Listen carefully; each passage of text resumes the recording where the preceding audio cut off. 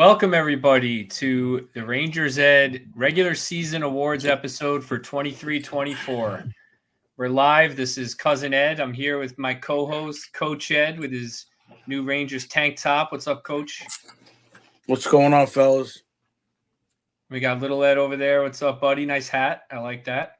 Yeah, I decided for our regular season awards, I would decide to wear my favorite hat that I bought it or Coach Ed got me at the Garden this season. So yeah, it's nice. I like that hat. I got new threads in the mail today from our boy Oscar at Oscar's Pro Stitch. So let me show you guys what I got here. The Stadium Series. You can see the professional stitching on the A. And that's my boy right there, Coach. I did it. I pulled the trigger. Nice. Are we going to address this or just let it ride? No, we got to address it. I pulled the trigger on the Jersey Jinx. It does not exist. I got Chris Kreider. That's it. I'm done. I'm not doing this anymore. We'll see. I'm not doing it anymore. I don't jinx anyone. It's a fake thing. And after Kreider's hat trick in the third period against Carolina, I texted Oscar right away. I said, do Chris Kreider on the Stadium Series. That's it. So here we are. This coming from a guy who's saying it's no jinx that sets up candles every game. I know. I think I'm done with that. I've been doing it, and listen, I've been doing it, and it hasn't been working. So I think next year I'm not doing any of that. I don't know. I just don't think it matters anymore. I'm getting old. So we all got new threads. Little Ed with the hat, Coach with the tank. It's funny for the fans out there who are watching. I actually got the same tank on underneath here. So it's you got that as for Father's Day? Yeah, for myself. Nice. Well, happy Father's Day as well to everyone out there who's a father, and I hope you guys all had a great weekend. Coach, you looked like you had some fun. Yeah, we had a nice weekend. Eddie and Lindsay came out, your sister and Hansel, and we had a great time. I didn't want to go back to work, but I had no choice. You never want to go back to work. All right, well, we got Gaza saying he's gonna post his Stadium Series in a couple of weeks. Maybe we'll do a mass post of all the different jerseys and get it out there. But this is always a fun episode. So last year, I had to listen to that episode to prep this one, and it was one of our best episodes. So if you guys are new to the podcast, you might want to go back, just check out the 22-23 season awards episode. I was laughing the whole time. It was really funny. I mean, honestly, you say that, but all of our episodes are really funny. I listen back to almost all of them so I can make the clips and stuff, and I crack up the whole time. So I hope the fans enjoy them just as much as we do, because usually, like, you're embarrassed to listen to yourself, but I think it's hilarious. Yeah, I don't know how much of that Maybe the fans who have spent time with us probably laugh a little more than those who haven't. Yeah, true. I don't know. That one's an objectively funny episode, though. The highlight of the episode was in the middle. I'll spoil one thing for the fans. In the middle of talking, we just hear this noise going on, right? Oh, the sandpaper incident. And I said, "What is that noise? What are you doing? Sanding a table?" It sounded like he was just going. I sent you guys the clip. I don't know if you saw it, but I was dying. Anyway, yeah, I listened to it. These are always fun, but we changed it up a little bit this year. We noticed some of our awards needed to be broken up into two separate awards. For example, the all-around defenseman award, we broke that up into two awards for offensive and defensive, and we added a couple. So we'll start it up with the Breakout Player of the Year award, the Peter Pruka Breakout Player of the Year award.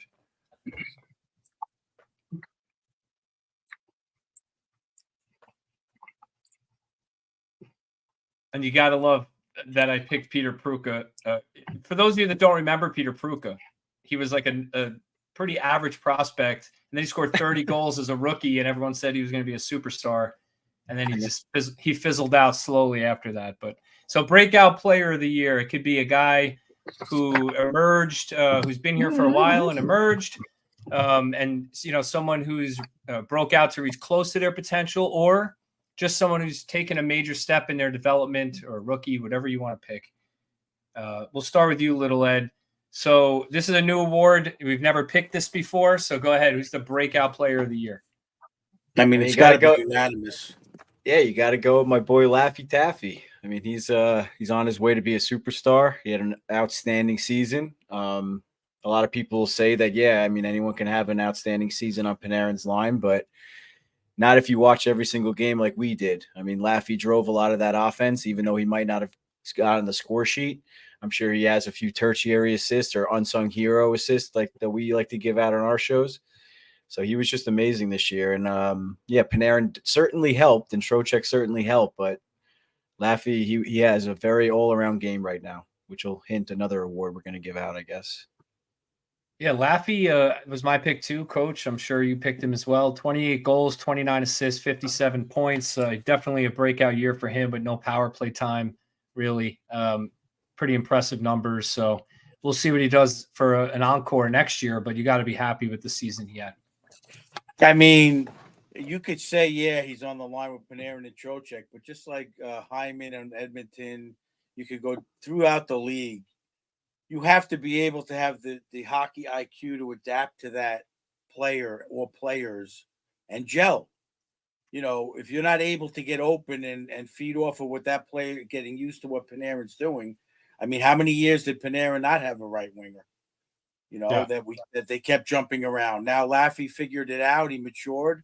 I just love the other thing I love about him is his physicality, his involvement in the scrums, and sticking up for his teammates. He's maturing in more than just a scoring way. I mean, he was always a little feisty, but I think it's even more now. And I personally think he's gonna come back stronger. He's that kind of kid. Yeah. Definitely a great year for Laffy. And we forget so easily in the preseason. There were rumors that the Rangers were trying to trade him. Drury shot those down quickly. Fans were running him out of town. I think pretty consistently on this podcast, we have said, be patient, be patient, be patient. I don't think one of us said, trade him. I'm done, right? That never happened. Maybe we were frustrated at times. But you got to be patient, and the patience paid off with Laffy, and hopefully it pays off with some other players next year. We'll get into that. Well, it also goes to what I said. Like, if you watch him on a nightly basis, yeah, he wasn't producing on the score sheet early in his career, but he was giving 100%. He was learning the all-around game that he can hang his hat on now as a young player. He plays both ends of the ice, and you can't say that about a lot of the young players in the league right now. Yeah. Yeah, the number one thing for me, his skating improved tremendously. Oh, forget it. Yeah. You see his confidence and his speed. His speed with the puck, all that improved. I don't know if that is just a confidence thing or if he actually worked on it. Who knows? But it was definitely noticeable. So congrats to Laffy on a great year. And, we're looking forward to seeing what he does next year. All right, next award, the Mats Zuccarello Teammate of the Year Award. Oh, that's my cue.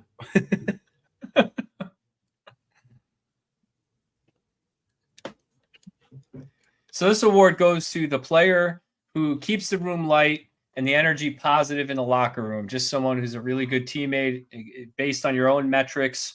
This is an award we've given out every year on this podcast. Coach, we'll start with you. In 2020, 2021, you gave it to Brendan Smith. In the last 2 years, you gave it to Barclay Goodrow. So who do you got this year as your teammate of the year? Going for the hat trick. Goodrow again? Just playing through that injury. I mean, when some people, including you, were down on him, I thought it was phenomenal what he did. Talk about leading by example, being there day in and day out. But he missed a game or two. I don't even think it was 2, but just a phenomenal player. And he obviously came to play in the playoffs. Just wasn't enough having just him. Other guys needed to pick it up, but I can't give it to anyone. There are other candidates, obviously, but that's my guy. Yeah, Goodrow's a good pick. So I'll go next. Last year, I took Lindgren. The year before that, Ryan Reeves. And the year before that, Pavel Buchnevich. This year, I'm going to give it to Chris Kreider. I think, Kreider does a lot of little things that are considered leadership. That's why he's got a letter on his jersey, right? But it's not just the leadership. It's the little things like putting his glove on a stick and holding it up for Rempe to tap it, being the last guy off the ice after a win and patting everybody on the way out. Just how he takes responsibility for his own play in interviews, how he deflects blame when everybody's hard on Mika and says, no, it's me, it's not Mika, things like that. So give him some love. It's not the traditional type of pick, but I think that's a really good teammate. So not a bad pick at all. Little Ed, you had Halak last year, and then you had Ryan Reeves the year before that, and Buchnevich 2 years ago as well. So who do you got this year? I'm seconding what you said, Kreider. For all the same reasons. I mean, he's not the consistent player we wish he was, but the consistent thing about him is he's a great teammate and he's a great leader. So I think, like you said, a major thing is taking the interviews whenever he's called. He's almost on every post game, so he steps up maybe when players don't feel like doing it, and that's a huge thing. Speaking of that, is there a reason other than language, or is it language, that Panarin doesn't really do post games? Or do you think it's just the English? Like English is hard for him? I think he speaks good enough English to be able to do it, and I feel like at this point they should just have like a Russian translator for these guys if they really want to grow the game internationally, and like they should just try to include everybody. But they do. Igor, he probably just doesn't want to do it. Yeah, Igor gets interviewed. Yeah. I might just say he doesn't feel comfortable doing it, but that's probably not the reason. Who knows? He doesn't seem like a shy guy. And the reporters that always get quotes from him, so he must be doing locker room and stuff interviews. Maybe just doesn't like being on camera. Yeah, I don't see a coach on like the post game. They never, they always show guys in the locker room. It's never Panarin. It's interesting. I don't recall that either. All right, we'll keep an eye on that. Maybe we can have Johnny Labs back on and ask him that. If certain players have different things in their contract. Hold that question for Johnny Last. All right, let's move on to the next award. This is an award that used to be named for Dan Girardi, but this year I'm calling it the John Brancy Surprise Player of the Year Award, which is an award given to the player who you did not expect to perform as well as they did this season. This was a tough one. There's multiple candidates here. I have a couple of scratches on my paper. But who wants to go first here? Little Ed, did I go to you first? You go first this time. That is a tough one. I did the breakout first, so technically it's your turn to go first, I think. All right, I'll go first then. So last year I took Philip Hedl with his 20-goal season. The year before that, Keandre Miller. And the year before that, Colin Blackwell. This year was tough, but I went with Matt Rempe. It's a 6th-round pick, 21-year-old kid, and for him to even be on the NHL team this early in his career, to me, was a surprise. Let alone, to be effective in any manner and to really, be the come with all the fanfare that he came with. So I went with Rempe, but it could have been a few players. Little Ed, what about you? I went with Jonathan Quick. That was the one I had initially.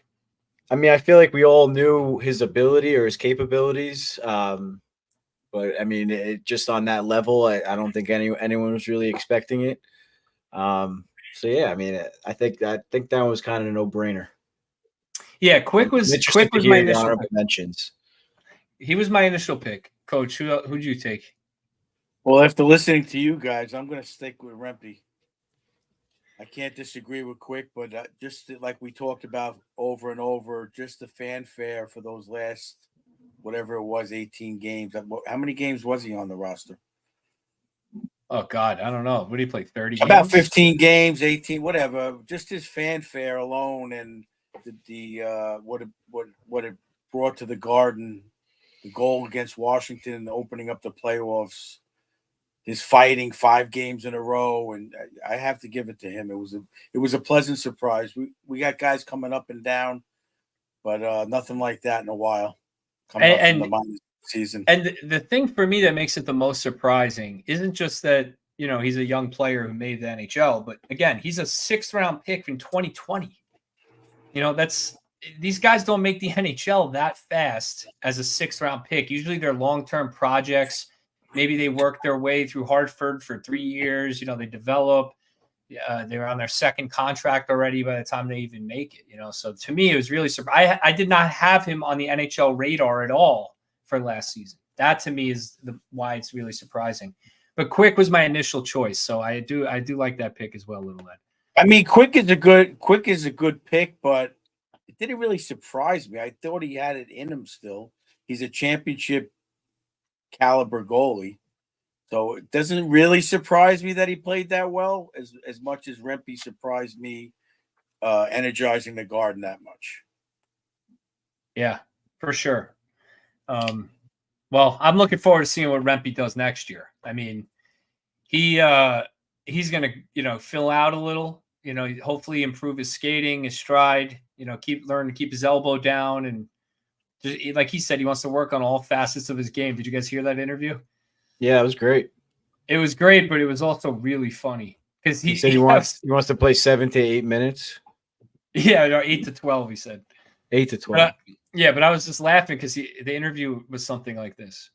Yeah, I just want to get better at everything. I want to pass better. I want to shoot better. I'm going to skate better. I'm going to work out in the gym. I'm going to fill out. I'm going to fight better. I'm going to win face-offs. I want to play center. I want to play wing. I was like, what are you? He's going to do everything. You got to love the attitude, but it was like a kid who's just excited, you know? Yeah. Yeah, but to bring that excitement, that kid's going to have that excitement through his whole career.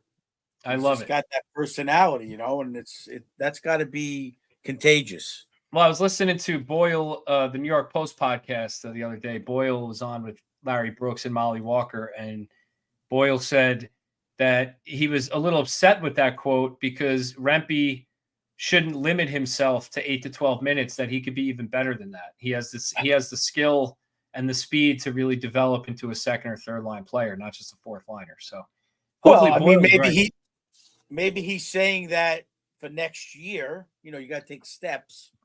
Right. You know, he wants to make the roster and to get to 8 to 12 minutes. And then hopefully, you know, I'm sure he's not going to give up at that.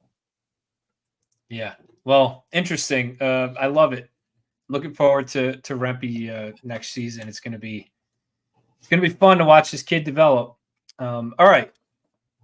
Next one, the Dan Girardi Defensive Defenseman of the Year award. This is a new award, and we're awarding it to the defenseman who exhibited the best defensive play in the regular season in 23-24. So no playoffs.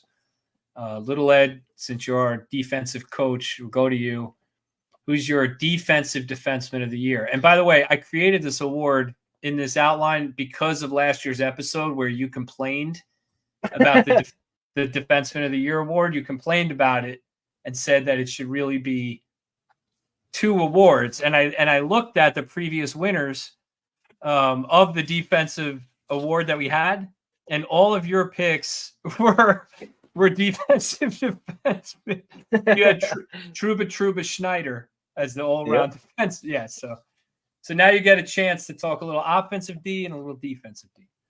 Well, I think the NHL should do this, and I'm not alone in that. A lot of analysts, a lot of players around the league think the same thing. I mean, you have a ton of awards that forwards can win, and you only have really 1 or possibly 2 if it's an outstanding season for an MVP like season.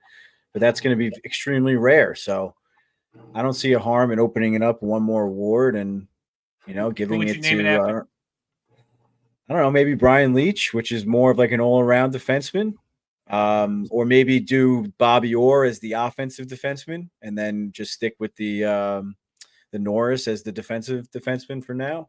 But since the Norris Trophy is already tainted by, you know, like PK Subban and Erik Karlsson, you gotta stay with that one as the offensive defenseman. Yeah, why don't you just call the Norris one the Bobby Orr and call the defensive one like the Nicholas Lidstrom Award or something? That's even better. Yeah, Lidstrom's probably even better than Leetch for sure. Something like that. All right. I mean, but then you got to take all Lidstrom's plaques and put them on that trophy. Yeah. Call it the Jeff Bukaboom Award. It's got to right. be a defensive. I'm sure there were great defensive defensemen in the NHL way back. So we call it the Al Arbor. Well, they can make it a more modern where people are a little bit more familiar. But either way, let's go with Ryan Lindgren. 103 block shots. What? I said Ryan Lindgren. Wow, you're gonna get heat for that pick. Why?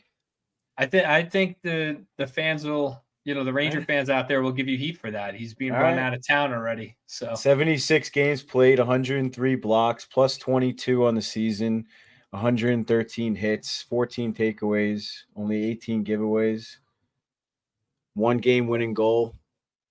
So I'll take Ryan Lindgren any day of the week. So fans can come at me all they want. I mean, I'm going with Lindy too for all those reasons. You're going to tell me that there are fans that don't want Lindgren on this team? Yes. Tons. Wow. They think, well, this is the reasoning, and we'll get into it next episode in more detail. But they just don't want Adam Fox to be, as they call, dragged down by Lindgren. They want to get a more quality defense. That's unbelievable. That's crazy. That's crazy. This is the fans we have. This is the fans the Rangers have, okay? I mean, I'm not saying this. This is the fans the Rangers have. Shout out to our fan Lauren that wants to start the call-in show. Can't wait for that. The fan hotline, Rangers Ed hotline. Let's get it going. Yeah, that's a great idea. Wow. I don't agree with those fans, to be clear. But if we do the call-in, I want the hang-up button. You got to be nice to the fans that call in, though, Coach. I'll be nice to a degree. When you start talking like an imbecile, then I'm going to hang up. So you went with Lindgren also? Yes, I did. All right, I went with Trouba. Despite the broken ankle and the tough. And you say Eddie's going to catch heat? Yeah. Oh, I'm going to catch a ton of heat. Everyone wants to trade Trouba too. Trouba, Lindgren. They want Gustafsson gone. They want to redo the whole defense. So this is the vibe right now in Rangers Town. But I went with Trouba because, you talked about Lindgren. First of all, Lindgren's block shots. You got to look at Trouba's. I think he led the league. He had 183 blocks and 191 hits. I don't think anyone had comparable when you look at both of those stats together. And look, he broke his ankle in March, and he did have a rough stretch after that. But through March, I just think Lindgren is Trouba is the one that's trusted in the big spots. Down, up a goal late in the game, penalty killing. Trouba is the main guy out there to block shots and clear the puck out of the zone, and he was good at it for most of the year. In fact, the Rangers, I think, had a great record of 1-goal games. They barely blew any games, right? So he must have been effective, and that's the way I look at it. But after the broken ankle, it went a little downhill. So I can understand you picking Lindgren. Lindgren also had some. I was going to pick Trouba, but I was looking at the stats, and Lindgren was plus 22. I know that's an antiquated stat, but I still look at it in that regard. I mean, Trouba was a -4. Lindgren's a 20 plus 22. He's got to be doing something right, even if he's playing with Fox. But Fox was hurt most of the season too. Lindgren's playing with Fox, and Keandre's playing with Trouba. So, right. Well, I don't think Keandre's as bad as you. In fact, Coach, last year in the awards episode, you were all over Keandre. You loved him. You were like, lock him up, sign him for 5 years. Get this guy locked up. You were all over. I want you to listen to it and hear what you said a year ago. You called the cousin Ed flop. You called the coach Ed flop. But when you don't improve on that great ending to the season, then it bothers me. When you get distracted and you allow yourself to get distracted, and you're not concentrating on games, and you're making the same mistake over and over, then it bothers me. Little Ed knows the reason Keandre struggled this year, but we'll leave it. We'll leave it for the next episode. We'll leave it off. Words. But don't give up on Keandre, guys. He's still young and developing. But anyway, all right. The Steve Vickers Rookie of the Year Award. We're going to give this to the rookie who most impacted the 23-24 Rangers roster. Last year, there were no eligible rookies of any significance, so we just didn't give the award out. We mentioned it, but we didn't give it out. This year, we got a big one, I think, that should be unanimous. Coach Ed, 21-22, you took Braden Schneider. The year before that, Alexis Lafreniere. I mean, who you got this year? I believe Will Cooley is eligible, correct? Yeah, it's got to be the same thing. It's got to be Will Cooley. I think he was on the team. Did he play every game? I think he played every game, or maybe he got scratched once. No, they scratched him that one game. 81 games, yeah. Yeah, well, it's funny because I think he had a bonus in his contract. If he played 82 games, he would have got like $50,000 or something. So they did him dirty. Way. Yeah, I think I saw that. Players might have chipped in for that one. That's rough. It's all salary cap stuff, Yeah, Laviolette owes him 50 G's. Somebody gave him 50 G's for sure. But anyway, so last year I didn't give anyone. The year before that, I gave it to Schneider. And then 2020, 2021, I gave it to Keandre. I'm also giving it to Will Cooley this year. Good season by Cooley. He had, I think, 300 hits, 248 hits this year and 13 goals. So pretty good rookie year. 248 hits is outstanding. That's the player that we're looking for. I'm sure we're going to talk a lot about it in our offseason episode. And if he can continue to develop, I mean, why not give him a shot on Mika and Kreider's wing? So I wouldn't hate that. I went with Cooley too. I said it last year when I was all excited about the Wolfpack in the playoffs. He was the best player on the ice when I went to those games. He was outstanding, and it carried. He must have been a monster. He was all over the ice, the ice. It was amazing. I was so impressed by his play, and it carried over into the NHL, which is even more outstanding. So we definitely got to make. If he could keep that up and throw the hits like that, and maybe produce a little bit more. I mean, come on. Yeah, I mean, 15 goals, 30 points isn't out of the question, and 230, 250 hits all day. And look, this is his first pro year in the NHL. He adjusted to the game. He got tired towards the end. I think we saw that he wasn't as effective as he was earlier in the year. But he still did well. He had that breakaway goal in the playoffs. He still did well. But I think he's got more. And this is his first taste of the playoffs, his first full seat. So now I expect him to have learned from that and really take a step. And, hopefully he does. Confidence will be way up, hopefully. Yeah. Sure, man. And look, anytime, I'm big on this because I look at cap management and roster management. Anytime you get a guy in the second round and they're an NHL player, you win. I mean, you just won, right? Like those guys barely make the NHL. I think it's something like 5% of players in the second round play 100 games in the NHL or something like that. So we got a guy who played 81 already, right? So definitely Cooley, rookie of the year. I'm excited to see what he can do. And maybe next year we'll have a few options. We might have a guy like Brett Berard, Brennan Othman available for our choices next year. We'll see if they make the team and, just keep adding that youth. Edstrom, right? So, Edstrom's going to be good too. Edstrom, I like him. I'm looking forward to. He impressed me. He really did. He was all over the ice when Coach Ed and I went to the game, the Wolfpack game. He was great.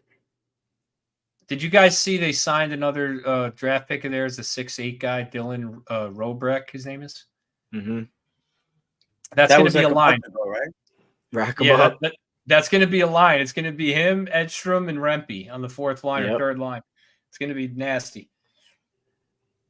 Drury's just getting trees. He's just drafting like oak trees, He doesn't care. That's great. All right.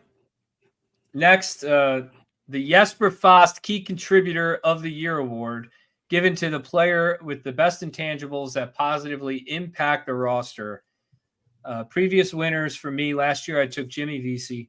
The year before that, Ryan Lindgren. And the year before that, Chris Kreider. But this year, I'm giving it to Vincent Trocheck.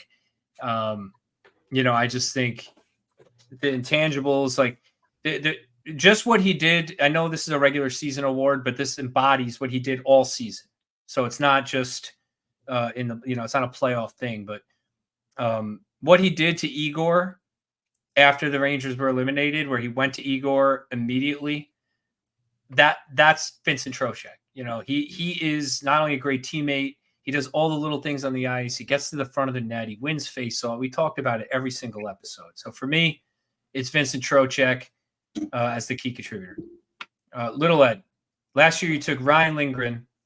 You had Barclay Goodrow the year before that and Colin Blackwell the year before that. Who you got this year? I tried not to double up my awards, but it was hard to ignore this one. I think Jonathan Quick, early on in the season and throughout the season, just whenever Igor needed a rest or needed a game off, he was able to secure the Rangers a win. I mean, his record was outstanding. They have one of the best goalies in the world, if not the best goalie in the world, and he was having one of the worst starts to a regular season for a goalie in a long time.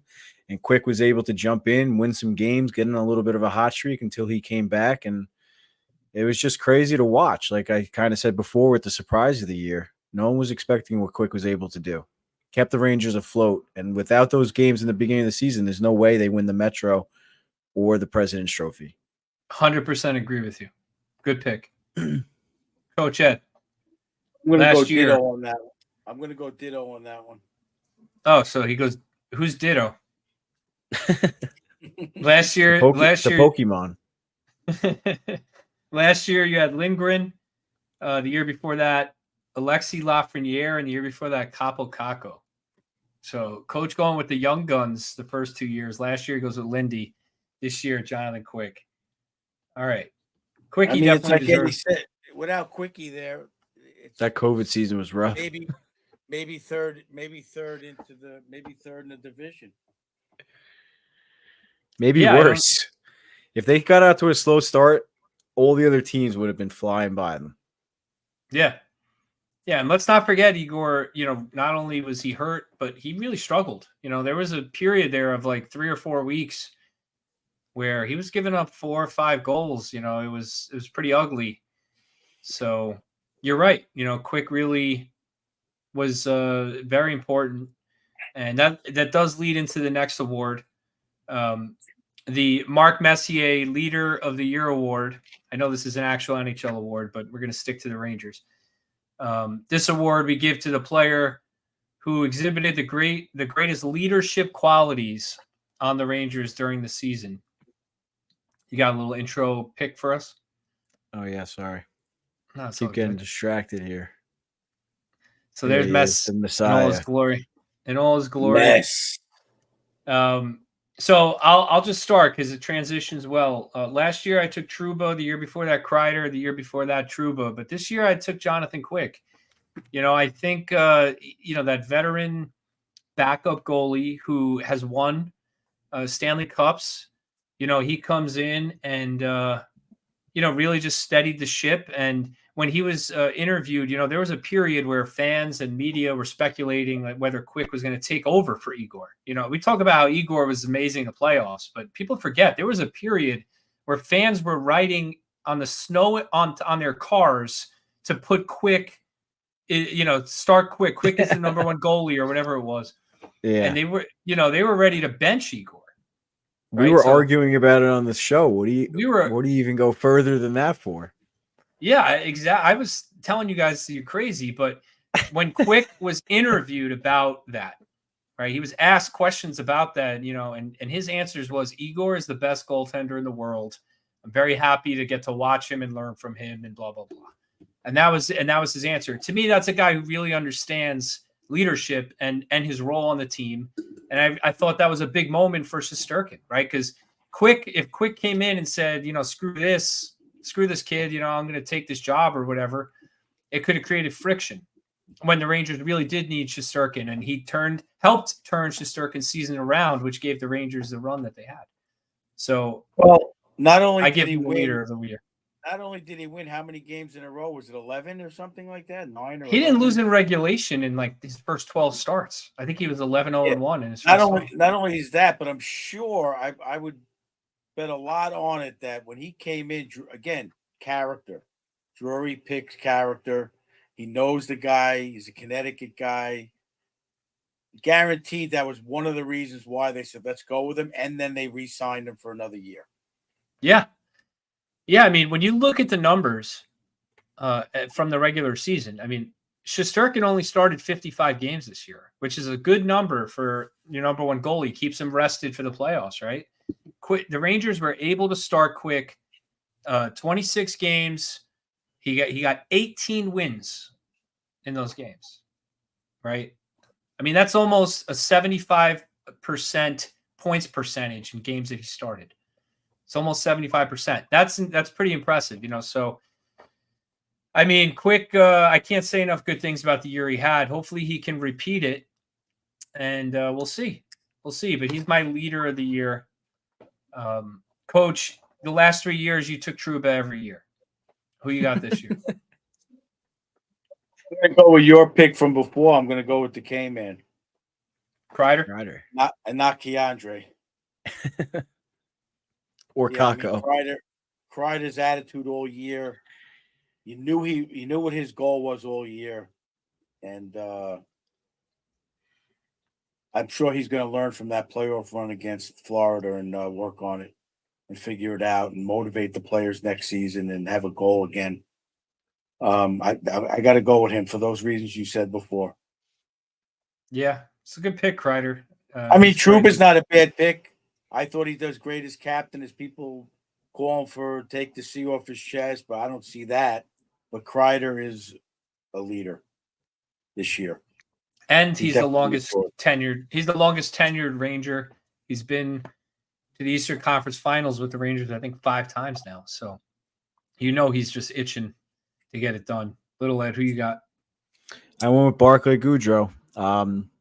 Similar reasons what Coach Ed said before about the broken jaw and everything, playing with the bubble, kind of leading by example. And I'm sure he was leading vocally in the locker room. I mean, I'm a big guy in interviews. Laviolette said that in one of the playoff interviews when they asked about his playoff performance versus regular season performance. And he pretty much said they don't have him for the regular season, but what he does in the locker room is immeasurable or something like that. I'm paraphrasing. But, I mean, he didn't have to say that, and you know for a fact all the players think the same thing.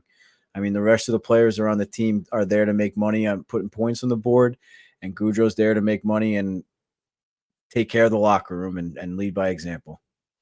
And knows his role, so. Exactly. Like For sure. I mean, you saw him in the post-game interview at the end of the season after the playoffs. He couldn't even look at the camera. So you got to think he thought to himself that he kind of failed as a leader. You know, I doubt he was blaming anybody else. He was just thinking about what he could have done differently. And, yeah. Yeah, can't hate that pick. Goudreau obviously was acquired for that. He's got a letter on his jersey for a reason. Okay. Brian Leetch, the Offensive Defenseman of the Year award. So this is there used to be the all-around Defenseman of the Year. Now we're going to call it the Offensive Defenseman of the Year. So we're only looking at his offensive ability, and it's never been given out by our podcast before. So Adam Fox. I mean, that's it. That's the answer. So I mean, it's just going to be the pick every year for the next 8 years, maybe. But over a point game, Keandre has the ability to give Fox a run for his money. So we'll see. Over a point a game, even with the knee injury. You know, his career high in goals before this year was 12. This year he got 17. So, you know, I was pretty impressed with that. And, you know, I think he even has more to give offensively, which is crazy. But you get a point a game defenseman to pick anyone else. Shout out to Double Defense in the Instagram chat. The only reason I'll say I agree with some of the fans that someone else should be playing with Fox is because, like, Leetch had Bukaboom. So if anybody was taking runs at Leetch, Bukaboom was there and it settled it. That's important. I don't know if Lindgren's the guy for that. I'm not going to trade Lindgren because of that. But maybe they can make a different move on that in the future.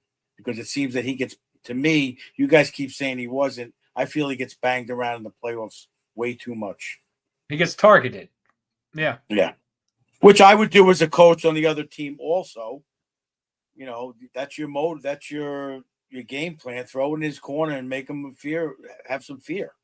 You got to take him off his edge. You got to keep him on point. Yeah. So getting a big physical mean D partner not named Ryan Lindgren would, to punish them when they do that. Yeah, I could see that. All right, so now we're going to talk about our all-around forward of the year, the Adam Graves Forward of the Year award. We're looking at both sides of the puck with this award, just all-around play, not necessarily offensive. We'll start. Coach Ed, you could start us off. Last year, you took Vinny Trocheck. The year before that, you took Chris Kreider, and the year before that, inexplicably, you took Ryan Strome. Who you got this year? I'm going with Troche again. I don't think there's any other answer as an all-around forward on this team. I agree. There's no chance. I agree. Face-off defense. We talked about it ad nauseum. It's just he's just a complete player, and he turned into even a better player this year, and leader, locker room leader on the ice, penalty face-offs, power play, face-offs, putting pucks in the net. You can't say. I don't think there's anybody else you could pick for that. Forecheck, back check, Trocheck. Yep, does it all. Yeah, I took Troche too. Last year, I took Mika. The year before that, Kreider. The year before that, Panarin. Little Ed, you had Mika the last 2 years and Panarin 3 years ago. But Trocheck is definitely that was before we named. But that was before we were really talking about it being all around forward, right? No, I don't think so. I think that Panarin season, I called as the all around forward. I think that season Panarin was just magical. He was like podcasters. He was stealing the puck on back checks. He was playing differently. It was a different Panarin. Yeah, I think it's easy to forget because we have recency bias on how he's played. But that season, he was a beast all around. I will say it's unfortunate that the answer is not Mika Zibanejad. But Zibanejad was all over our awards last year. He was all over it. We picked him for 1 million awards, and his name hasn't been called yet. And what happened in the offseason? He had a baby. All right. New award here, not focused on all-around forward, but really offensive. So the Marian Gaborik Award, I feel like that's appropriate. The best offensive forward on the 23-24 New York Rangers should be unanimous. 120 points, 49 goals, Artemi Panarin. I mean, is this a question? Nope, not for me. Coach? I'm good. Panarin? Yes. Yeah.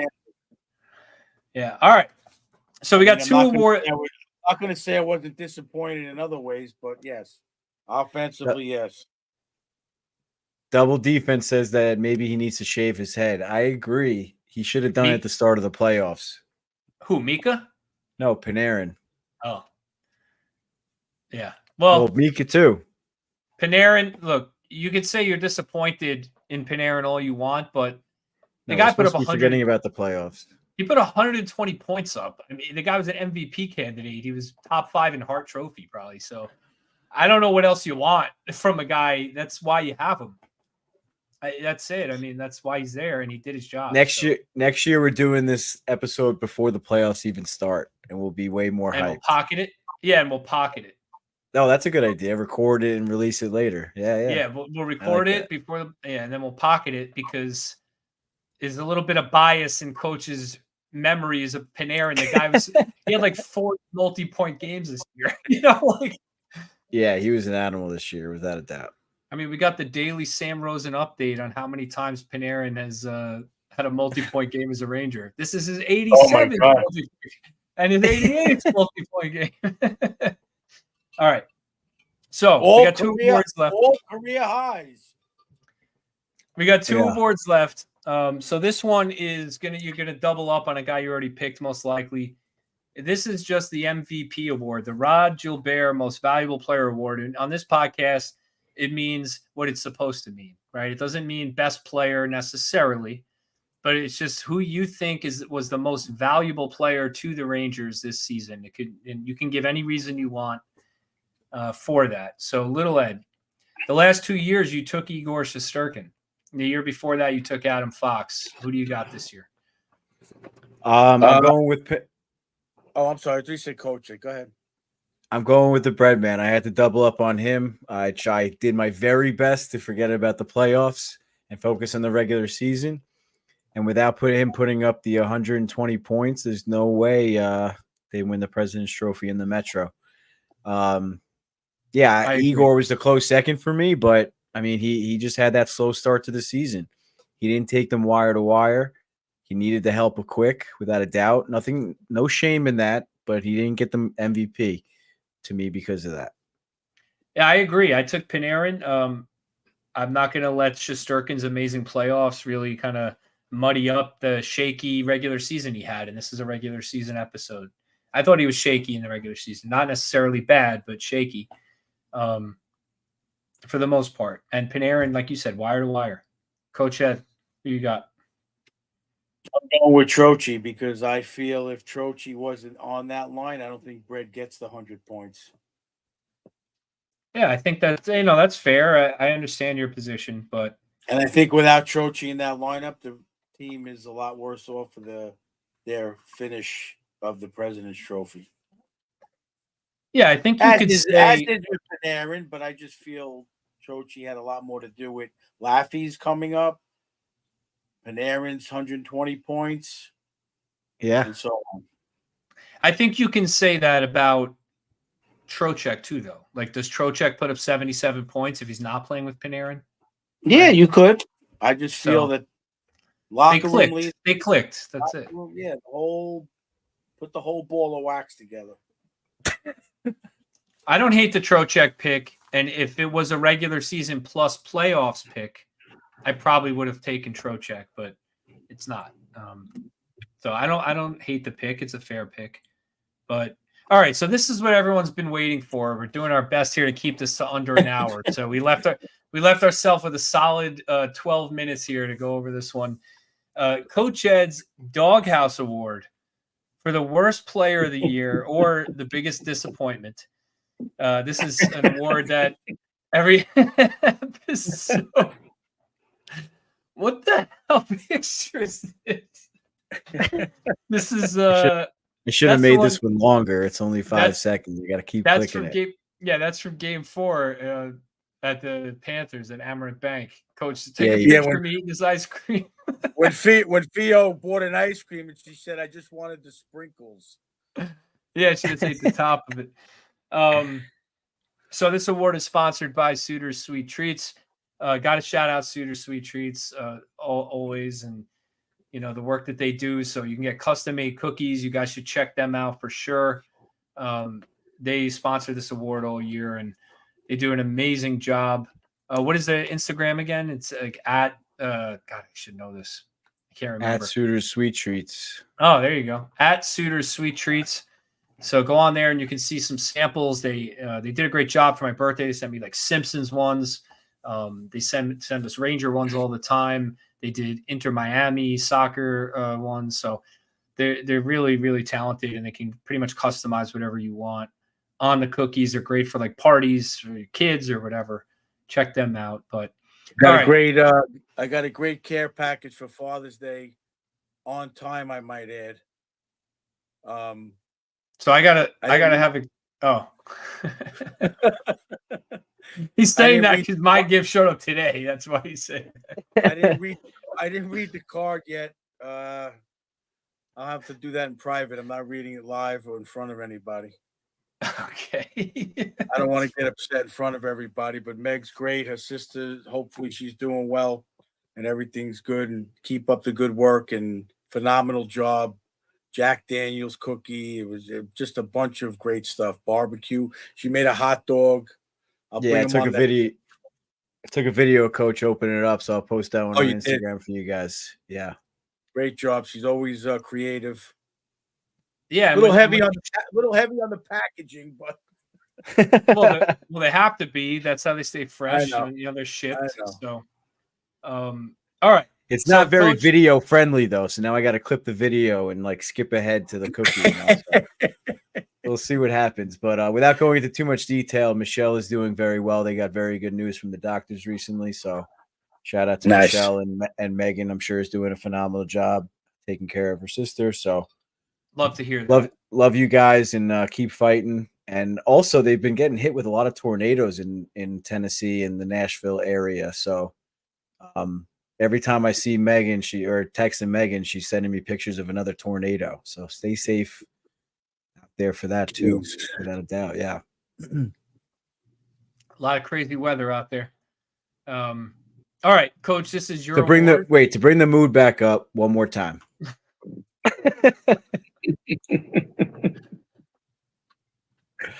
It's funny. My sister sent me a photo of you from this weekend where there was some guy in the picture and he kept photobombing your shots. She said every time you try to take a picture with a truck or like whatever.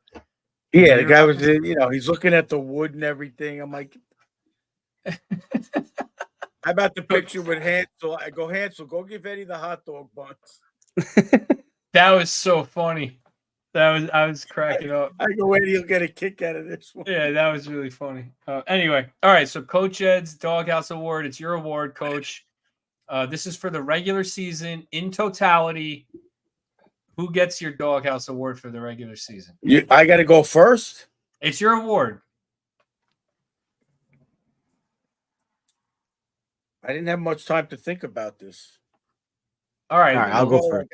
We'll let Little Ed go first. So Little Ed, last year you had Alexi Lafreniere. The year before that, Capo Caco. The year before that, Brett Howden. So who do you got this year? Well, Howden was pretty bad. I know, but now he's scoring game-winning goals in the Stanley Cup final or last year. That's how it goes. Anyway, I'm going with Mika. He just did not have a good season. I mean, just for him, he was in our doghouse almost every week, at least one of us, I feel like. So just a disappointing season, I think, overall. I know Coach Ed's going to say he played well defensively and stuff, but that's just not the season we're looking for him to have. I can't argue with it. So last year I had Alexi Lafreniere as well. The year before that, Alexander Georgiev. The year before that, Brett Howden. The three of us, Mike, who's not here, Mikey produces, me and Coach last year had Mika Zibanejad as the most valuable player of the Rangers in 22-23. And, we look back at Mika Zibanejad. He had 41 goals in like 58 games that year that got shortened. We've talked about him as our most dynamic player, big, fast, wicked shot. And this year I didn't see that player, so I agree. I took Mika Zibanejad. I was constantly disappointed with his game. I don't think he was terrible. He had 72 points, 31 on the power play. He had almost 50 assists. You can look at his numbers and say, oh, it's a pretty good year. But, watching game to game, I don't know. I just think he's a one-trick pony this year. He's just trying to wind up and shoot. He couldn't hit the net. He didn't even score 30 goals, and that's a bad year for Mika. I'm sorry. He's got to be a baseline 30-goal scorer. Baseline. And there's points of the season where he was afraid to shoot. We were saying he was allergic to shoot or allergic to the puck. Every time he touched his stick, he was trying to get rid of it. Yeah, and you predicted him for the Selke. He's such an important player for the Rangers. He's our true one center. And I think fans are just disappointed at the fact that we have him for 7 more years. And this year he looked a little checked out, so hopefully he can do what Panarin did. Because, last year everyone ran Panarin out of town, after his playoff performance and the year he had in the regular season. People did not think Panarin was going to come back and play like he did this year. I think that's kind of the mood around Mika. So hopefully he has a similar offseason and gets his brain right and his game right. And comes back hard. I joke around about it, but I'm sure he didn't get a lot of sleep with the newborn at home and stuff. I mean, it was definitely a distraction. I mean, there was reports saying that his wife wasn't even living in New York City half the time, so I'm sure the baby was with her, so he probably just felt like alone because he wasn't with his family. So hopefully a year now, the baby's a year older, 2 years, whatever. You got to hope, man. So I'm not giving up on him by any means. We're kind of stuck with him, but at the same time, you look at a player like Barkov, and it's just like, God, Mika's not even close to that. Well, he shouldn't be. I mean, Barkov's one of the best players in the league. I don't expect that. I know, but you want him to win the Selke. He's not going to win the Selke if Barkov's in the league. I mean, he has similar attributes to Barkov. I guess he could do it. He's got the same size and speed combo. He's got the puck skills. He doesn't have the will, right? And that's what I saw this year. But I don't know. Just a very disappointing year from Zibanejad. I think he has the ability to put up more points than Barkov, but he's got to do it. Let Barkov play better defensively or whatever you want to call it, but he's got to put up way more points. Before Coach goes, by the way, I see Oscar joined us in the chat. Oscar, I don't know if you were here for the beginning, but I showed off the new threads. So Yep. Thank you for that. Oscar says, Coach, you should pick Philip Hedl for being so soft. But well, I could go with the hat trick, but I gotta give him a little leeway because of the possibly career-ending concussion syndrome. I'm going with Keandre. I don't think it's a surprise to anyone how I feel. I mean, you could say Mika. I can't argue too much about Mika. I think he had a subpar season. Right. I wouldn't put him in the doghouse because in other aspects of the game, he was very good. And like we talked about multiple times this year, if Keandre is going to lack, in my opinion, defensively, most other people's opinion, he's good defensively. I don't see it with the little things. He's got to put numbers on the board. He just didn't grow in that area, in my opinion.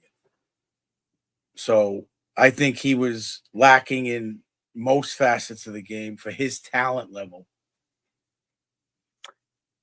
Yeah, I think it's look at it like this: Nikola was more noticeable in that series than Keandre.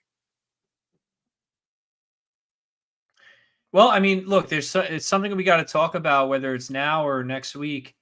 How much does team culture affect individual player performance? I think is a fair question, and I think I'm noticing it more now as I watch, the Rangers in this era of acquiring players and then having to let them go because of the cap and they go elsewhere. And you can kind of observe how those players play in different markets with different teams, different coaches. And a guy like Niko Mikkola, I did not see that player on the Rangers last year. He had an incredible Eastern Conference final, I thought. I mean, he was physical. He was fast. The way he played, that is not who we had against New Jersey last year in round one. And is that a Niko Mikkola thing or is that a Rangers thing or a Panthers thing? Is it a culture thing? So how much of Keandre's issues that you have are part of a bigger culture issue in the Rangers? And Mika Zibanejad, same issue, right? It's kind of the same issue. It's a little bit of a drive issue, like the will inside you. I think we're saying the same things about both of those players. I don't know, Little Ed, do you agree with what I'm saying? Yeah, I mean, I'll say it again. Mika's priorities are elsewhere. And it sounds like Coach is saying the same thing about Keandre, right? Well, I said it to you guys in the chat. Mika does not want to go home to his wife and his newborn baby with a broken leg or a busted up shoulder or whatever the case may be. So in the back of his mind, he's not going to play to that level. You have a player like Steven Stamkos who breaks his leg and he's doing everything he possibly can to get back in the lineup last year. He's got a family and kids at home. It's just a different mentality. I would love to get Steven Stamkos somehow. Well, I'm just saying, I'm comparing these elite players that just have that will and that drive to compete no matter what, even if they have a family at home. Their family at home understands. It's just a different situation. I don't see that with Mika. I don't see that with the pregame at kids at the glass and warm-ups. I don't see that on the Instagram posts. I just don't see that with these players. And I'm not saying it's a bad thing. They should love their families, of course. But it's just we have to accept that if that's who they're going to be, they're not going to be the other type of player. Yeah, It's it's just it's a hard conversation to have this day right. and I'm age. trying. Of course, But that's what I'm trying but to be it's careful true. with what I say. But that's just the reality. No, And they it's say it on true. NHL Network all the time. It's like that Stamkos Hedman commercial Yeah, yeah. that they played 1,000 times on ESPN Plus every game. I love that. I love that commercial. It's such a good commercial, but it's true. I mean, there's a little bit of truth to it. Like, look, these guys are, their dads, their husbands, their boyfriends and sons, and they're balancing that with their desire to be the best. And you look at the players who win, the Stamkoses, the McKinnons, the Crosbys, and I don't hear much about their families, So Exactly. I don't know if you're wrong. It's a difficult conversation. I'm not saying they shouldn't care about their Well, families. McKinney and Crosby, they're on just like a different level. That's a different story. But then you look at Stamkos and those players who do have families, and they are open about their families, and they are successful. So, Trocheck is a good example. I think he's a big family guy, right? His grandmother is really close to the grandmother. He had Cooley live with him, right? And you don't really see those kinds of issues with Trocheck. So there's a way to do it. Hopefully the guys like Igor and Mika, who are new dads, can learn that. Well, yeah, you bring the leadership into that too. Trocheck is setting a perfect example for the young guys that yes, it's possible to have a family and perform to that level. Trocheck had his hand taped up the entire playoffs towards the end of the regular season and playoffs. He had his thumb taped up. Every time he took his glove off, you saw it. He's playing through an injury, and I'm sure his sons are like helping him tape it up at home. It's like just a different Coach, household. It kind of goes to something you said to me on the phone a few weeks ago. I forgot about what, but in order to be really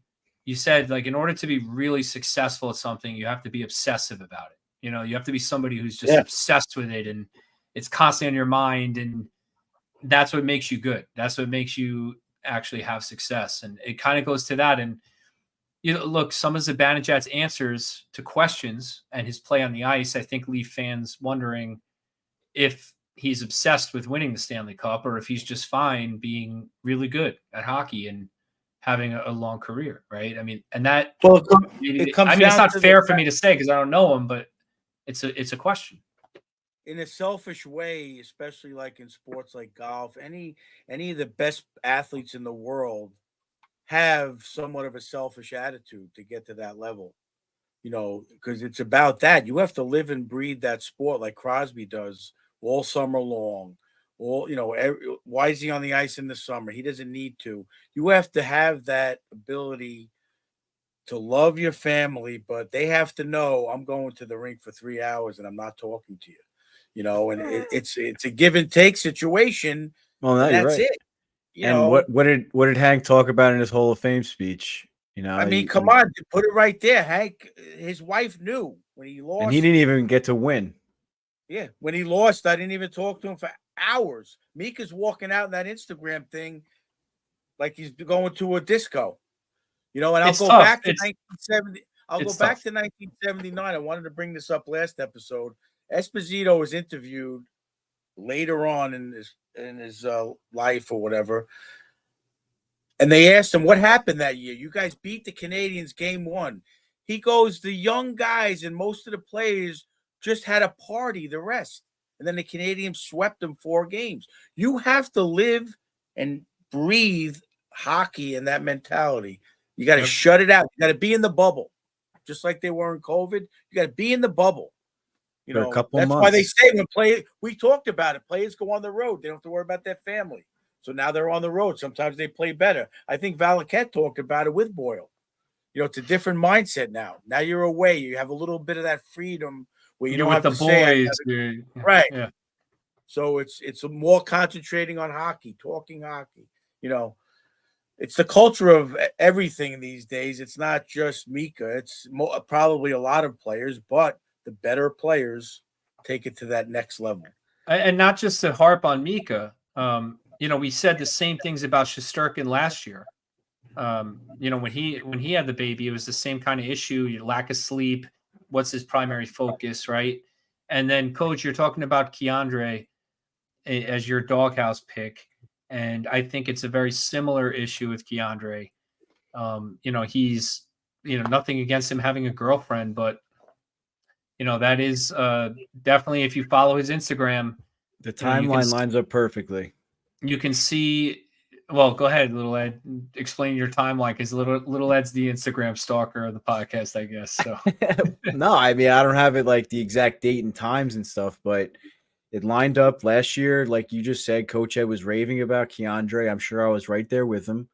Over the summer, he comes back all of a sudden with this gorgeous Instagram model girlfriend. And $7 million contract. $7 million, yeah, right? And then he goes out to a very slow regular season. And then what happened? He went out on personal leave. I mean, listen, I hope it wasn't something serious with a close family member or something, but they stopped posting on Instagram for a while. And I forget who it was. I think it was our boy PJ in Florida told me that they stopped following each other for that time period too. I didn't notice that, so that's a little inside info there. So they stopped following each other. He took a leave of absence from the team because he broke up with his girlfriend. That mentality is not going to win yourself a cup. Yeah. So, like I said, who knows if this is actually, I'm speculating. Sure. Don't quote me on any of this, but the timeline matches up pretty damn close. Yeah. There's got to be a reason why he didn't step it up. I'm sorry. Well, he talked about that personal leave, and it was mental health related, is what he said. Pretty much he needed to just get away. I think he was struggling at the time on the ice. It probably coincided with something like you're saying, Little Ed. And he stepped away and for, I think, a couple of games at most. But, yeah, we'll call it a private investigation. By the way, there goes our chances of ever having Zibanejad or Keandre Miller on this podcast. Not that we had the chance, but it's definitely gone now. Well, they could come on and defend themselves if they have something to say. That's fine. Look, these guys are humans. We forget that sometimes. To us, they're more than that, because we follow the jersey, right? We follow the logo on the front of the jersey, and in order for that team to win, we need these guys to care about nothing but winning. That's the reality. Like, we need them to be uber focused on winning a cup so we can celebrate it as fans. So we get frustrated when they're not, but they are humans. They're entitled to have lives, and they just got to do a better job of balancing that. I'm not saying don't have a girlfriend if you're in the NHL, but you can't let it affect you to the point where it's affecting your play on the ice. If it is, then that's probably not the right person for you, right? You need to find a Mrs. Lundqvist. That's the reality. Yeah. You know what I mean? That's what he needs. So, and then all of a sudden she's posting pictures of herself on the beach in Fort Lauderdale, then in between games. Even if he's not there, even if it's not him taking the pictures, it makes all of us think he is, and that's not good either. That was really funny when you said that, by the way. Andre's taking those pictures. Jeez, man. I hope not, but yeah. Look, I still have hope for Keandre. He's a physical freak and he's super talented. So, he's only 24, and this was not a good year for him.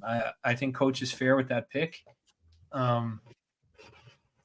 He's a guy, he should be putting up 15 goals as a defenseman, He should be around 15 goals and, 45, 50 points. He should be a staple on a second power play unit. He's not. Look, I love Adam Fox, but Keandre Miller's skill is way past Adam Fox. And how many goals did Fox have? Yeah. You know what I'm saying? 17 goals. Keandre should have 10 to 15 goals without power play.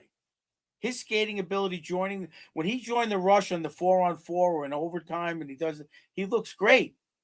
Join the Rush, make those decisions. He seems like he's indecisive a lot, and that means you're not concentrating on the game to me.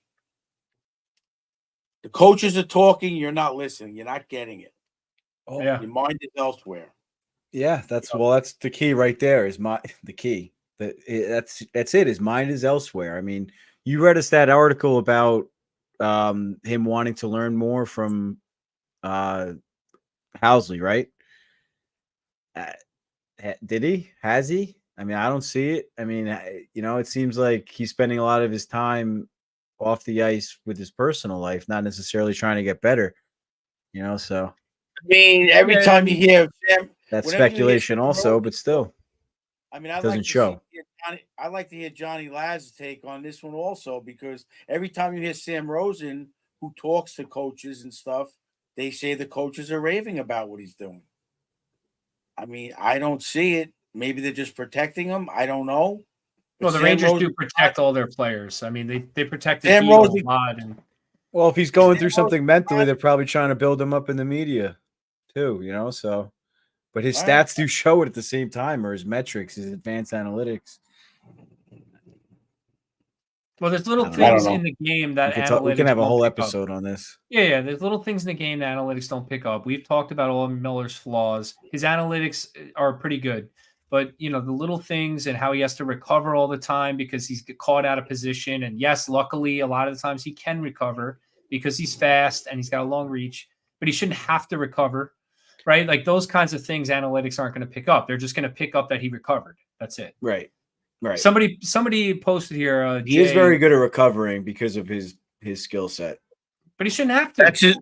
That's his best quality. That should Yeah. be his best quality. His best quality is he gets beat and recovers.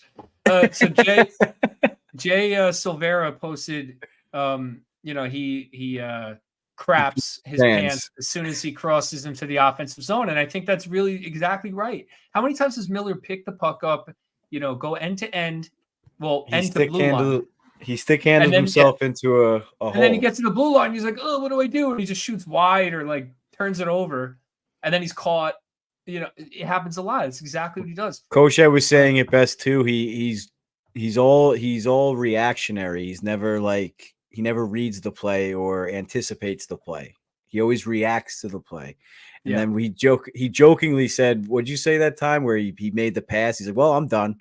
He just makes the pass and then he feels like, "All right, that's it. I did my part." And he just disappears. It's almost like like he makes the pass and like your controller disconnects on Xbox. Yeah. It's it's funny. Yeah, it's funny. So he just, he's young. I mean, we give him a hard time. His potential is what frustrates us. He should be a lot better than he is right now. But I'll say it again. It's kind of a blessing in disguise that some of these guys are taking a little bit longer to develop, because there's no shot they would have been able to sign all of them. So yeah. Well, hopefully Keandre, he can have a fresh start next year. And like I was saying, Schneider, I think is his should be his pairing, his partner, and I think they played better, or Keandre played better with him than he did with Trouba. He's not there yet, but it was at least a step in the right direction, in my opinion. Well, we'll talk about this next episode, because I think talking about what the Rangers are going to do with the D is really a big focus of the offseason, and how they structure the D pairs. But remember, this award is Coach Ed's Doghouse Award. It's not just for the worst player. It could be biggest disappointment. And both of those players, Mika and Keandre, I think were pretty big disappointments this year, despite the success the team had and the decent season they had. There's potential for more with both of those guys. And I think that's why we're being so hard on them. We want more out of those guys. They should be better. And I think if I learned anything this year, with Laffy and Panarin, there is the chance that both those guys come into camp ready and have different seasons next year. And we could be singing a different tune come January and February. I hope so. So let's hope that that's what happens. But all right, let's wrap up there. I'm just going to play the Doghouse clip for all of Megan Michelle's information.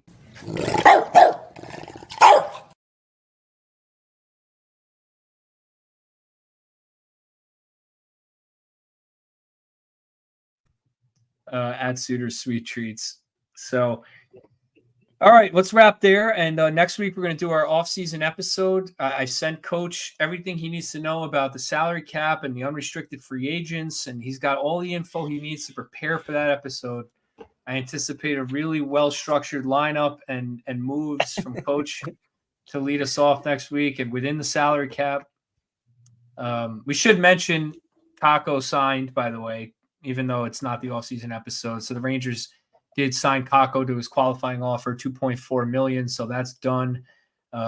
He could still be traded, but at least he's under contract, kind of a prove-it one-year deal for Kakko. And, any reaction to that before we wrap up?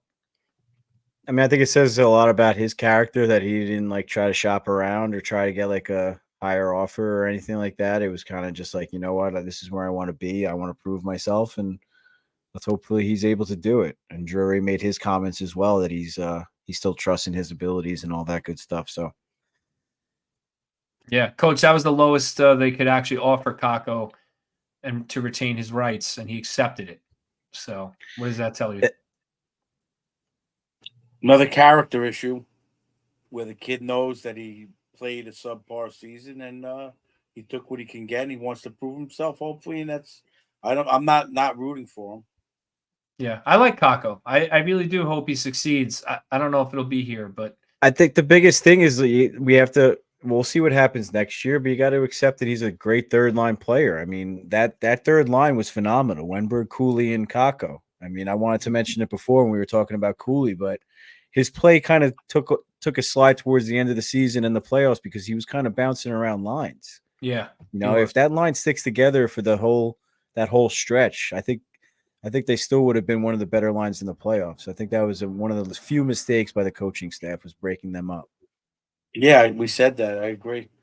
So I have faith in Kako. I think he could be an outstanding player. He just has to get some confidence, stay healthy, and have a really good offseason. Maybe follow in Laffy's footsteps a little bit. Yeah. So next week we'll talk more about Kako and where he fits, and whether they should or will trade him in our offseason preview episode. It'll be about a week before free agency. By the way, I think Kevin's saying he doesn't have enough time to talk about how the Islanders will always suck, which is what Gaza posted. Oh, I thought he was talking about Kako. Which is hilarious. By the way, I'm driving home before, and there's a guy on Long Beach Road, an older guy, wearing a Yashin t-shirt, number 79. I'm like, who still has one of those? In good enough condition to wear it in public. Yeah, geez. So we'll talk about. Did it have a turtleneck attached to it? I didn't see the. No. That would be funny. I was the turtleneck guy. Yeah, but Yashin just had that obnoxious one. He was like one of the only ones. I followed it from Espo though. His was all right. We're done, boys. Until next week. Love you guys. Love you guys. See you guys next week. Thank you, fans, for sticking with us for the full hour and 18 minutes. Love you guys. 40 minutes for the doghouse. Yeah, right.